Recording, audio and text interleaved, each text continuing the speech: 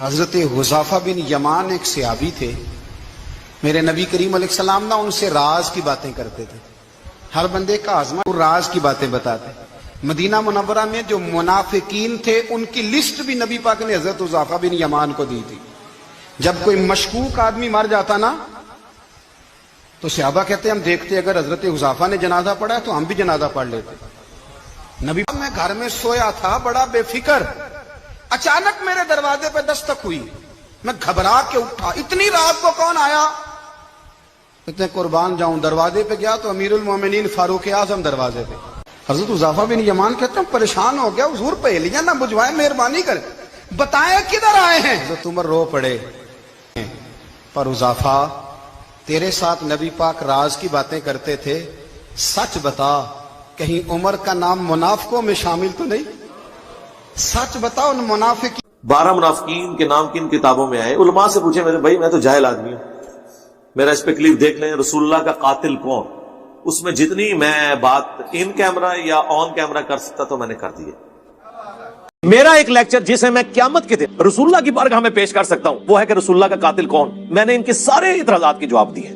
یہ کہتے ہیں حضور کو زہر دیا انہوں نے حدیث لدود کے ذریعے، وہ حضور کے منہ میں دوائی ٹپکا رہے تھے، انہوں نے کہا زہر ٹپکا دیا، اس کے آگے اس کا جواب موجود ہے۔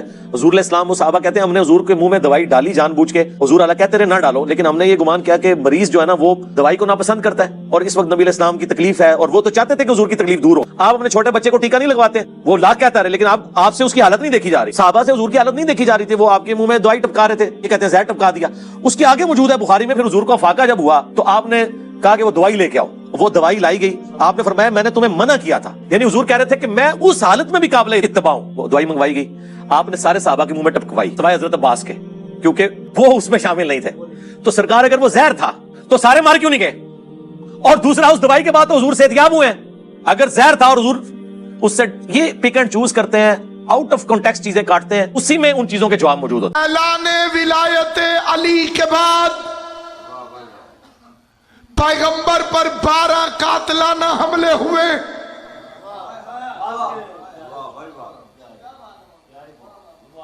12 قاتلانہ حملے اعلان غدیر کے بعد کہ ہم تو مسلمان ہی اسی لیے ہوئے تھے کہ بادشاہ بنے،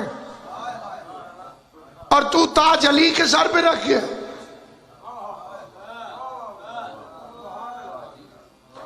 چنانچہ پہلا حملہ ہے، قاتلانہ حملہ ہے پیغمبر پر، جس کا نام ہے تاریخ میں واقع عقبہ۔ یہ باتیں جو میں عرض کروں گا آپ کی خدمت میں وہ صرف شیعہ کتابوں میں ہوں تو زیادتی ہے، پھر مجھے نہیں پڑھنی چاہیے۔ برادران اہل سنت کی کتابیں بھری پڑی ہیں کہ 12 مشتنڈوں نے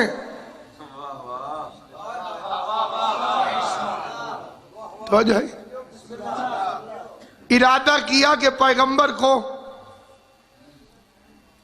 پہاڑی پر اونٹ سے اترتے ہوئے قتل کر دیا۔ انہوں نے ایک پتھر کو لڑھکایا، دھکا دیا ایک پتھر کو تاکہ سرکار کی اونٹنی بدک جائے، یعنی حضور اونٹنی پر بیٹھے ہوئے اور اونٹنی سمیت پہاڑی پر چڑھ رہے، وہ اوپر کھڑے تھے اس طرح سے،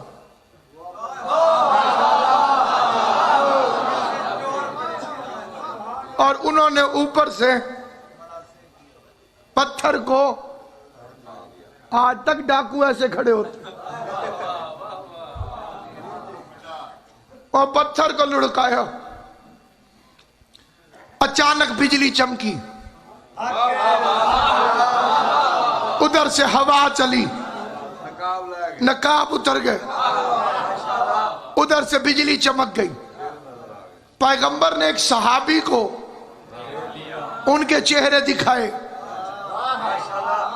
نبی وہ نہیں ہوتا جسے صرف روشنی میں نظر آئے، نبی وہ نہیں ہوتا جسے صرف روشنی میں نظر آئے، نبی کو اندھیرے میں بھی پتا تھا کہ یہ کون ہے۔ لیکن ایک صحابی کو وہ چہرے دکھائے. میں ایک پکی نشانی تمہیں بتانا چاہتا ہوں، اور میری منت ہے کہ ان آدھی جاگتی اور آدھی سوئی آنکھوں سے یہ بندے کا نام اگر کسی کا حافظہ ساتھ نہیں دیتا وہ کاغذ پین سے لکھ لے گا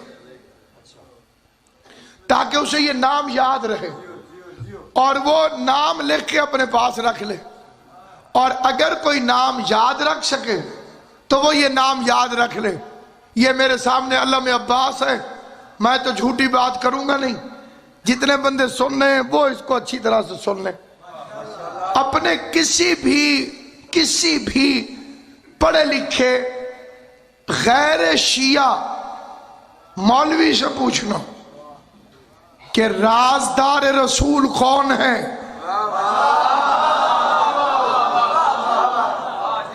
کیا جی؟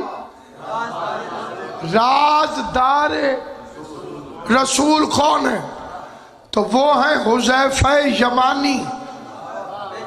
حذیفہ یمانی پیغمبر نے حذیفہ یمانی کو وہ 12 شکلیں دکھا دیں. دیکھ حذیفہ یہ منافق ہیں، یہ مجھے قتل کرنا چاہتے ہیں. حذیفہ میرا راز اپنے پاس رکھنا اور ان کے نام کسی کو نہ بتانا. وہ بدماش اتنے پاورفل تو تھے کہ نبی کو نام چھپانے پڑے.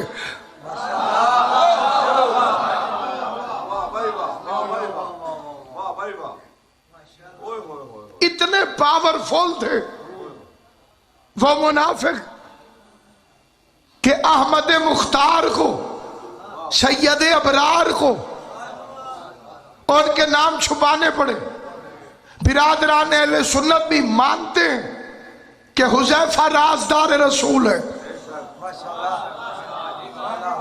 صبح پیغمبر نے تقریر کی، بڑے عزت مآب حضرات تشریف فرمائے، بالخصوص ہمارے کمانڈر صاحب بیٹھے ہوئے ہیں مختار فوج کے، تحریک کے. میں بڑی توجہ چاہتے ہوئے ایک فکرہ کہنا چاہتا ہوں. پیغمبر نے صبح تقریر کی اور آقا نامدار نے اس تقریر میں فرمایا رات میرے قتل کی سازش کی گئی تھی اور 12 لوگوں نے مجھے مارنے کا منصوبہ بنایا تھا. اللہ نے مجھے بچا لیا. وہ 12 لوگ اس مجمع میں موجود ہیں. امام زمان آپ کو سلامت رکھے. میرے بھائی نے مقصد کو سمجھا. وہ 12 لوگ اس مجمع میں موجود ہیں اور یہ جنت میں ایسے نہیں جا سکتے جیسے اونٹ سوئی کے نکے سے نہیں گزر سکتا.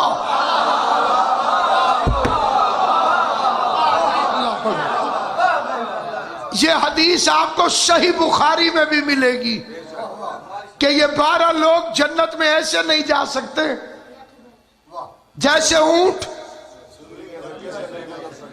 سوئی کے نکے سے نہیں گزر سکتا.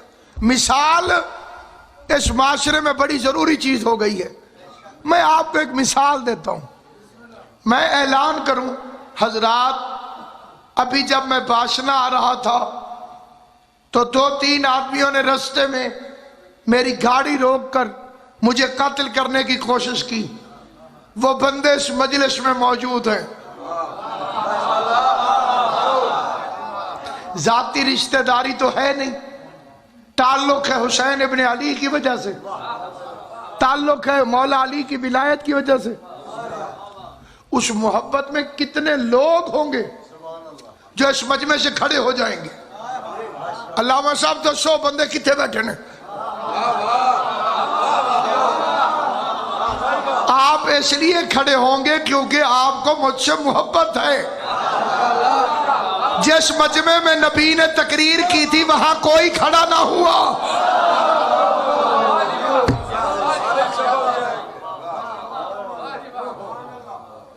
فرمائی کھڑا نہ ہوا.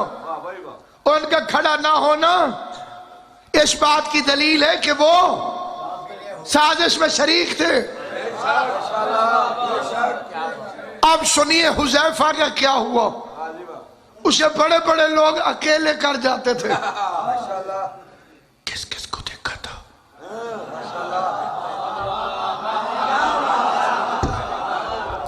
اب میں کیا کروں؟ تھوڑے ہونا بھی جرم ہے. اس لیے بندہ حقیقت پڑھ نہیں سکتا. ان میں سے ایک آدمی بادشاہ بن گیا.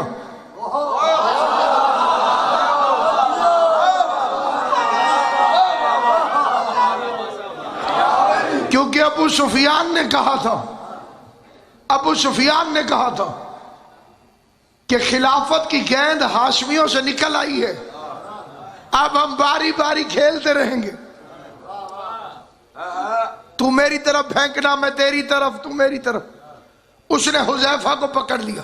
حذیفہ کون کون تھا؟ کے نام تجھے رسول نے بتائے تھے. تو نے کس کس کی شکل دیکھی تھی؟ حذیفہ نے کہا راز ہے. مجھے نبی نے منع کیا تھا، میں نے نام نہیں بتانے. بندے کو غصہ چڑھ گیا. غصہ بڑی بھیڑی چیز ہے. غصے میں اندر کی باتیں باہر نکل آتی ہیں. اس نے غصے میں آ کے حذیفہ کو دھکا دیا اور دھکا دے کے کہا تو بتا یا نہ بتا، واللہ انا من المنافقین، اللہ کی قسم میں تو ان 12 بندوں میں شامل تھا.